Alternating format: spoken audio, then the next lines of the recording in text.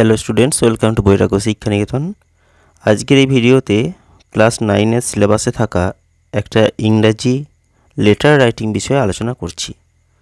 লেটারটা হলো, you had been ill for 3 days, write a letter to the headmaster of your school seeking leave of absence for 3 days। অর্থাৎ তুমি 3 দিন তোমার অসুস্থতার জন্য স্কুল যেতে পারোনি, আর সেই কারণে সেই 3 দিন ছুটির মার্জনাপত্র তোমার হেডমাস্টার মশাইকে পাঠাতে হবে।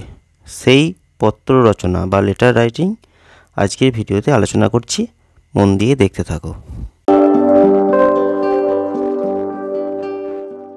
তো প্রথমেই আমি আমার নাম লিখে রেখেছি। এখানে তোমরা তোমাদের নাম লিখবে, তার নিচে ঠিকানা, তার নিচে ওয়েস্ট বেঙ্গল, পিন নাম্বার এবং ডেট, অর্থাৎ তোমার ঠিকানা এখানে দেবে। তার নিচে একটু স্পেস দিয়ে তার নিচে দ্য হেডমাস্টার, তোমার স্কুলের নাম দেবে এবং স্কুলের ঠিকানা দেবে। এরপরে লিখতে হবে subject.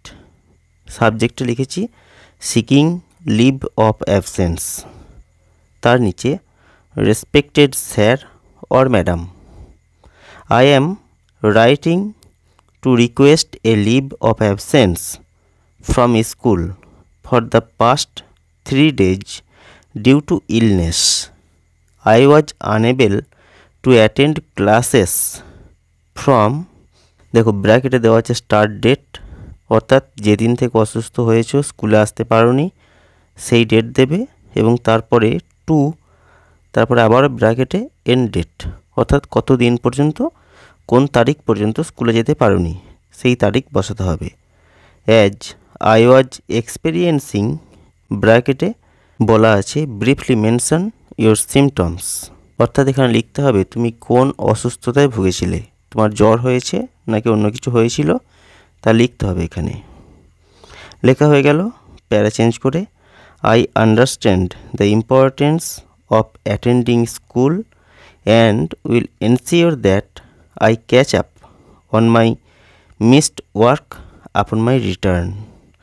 I appreciate your understanding and support regarding my health. তার নিচে thank you for considering my request.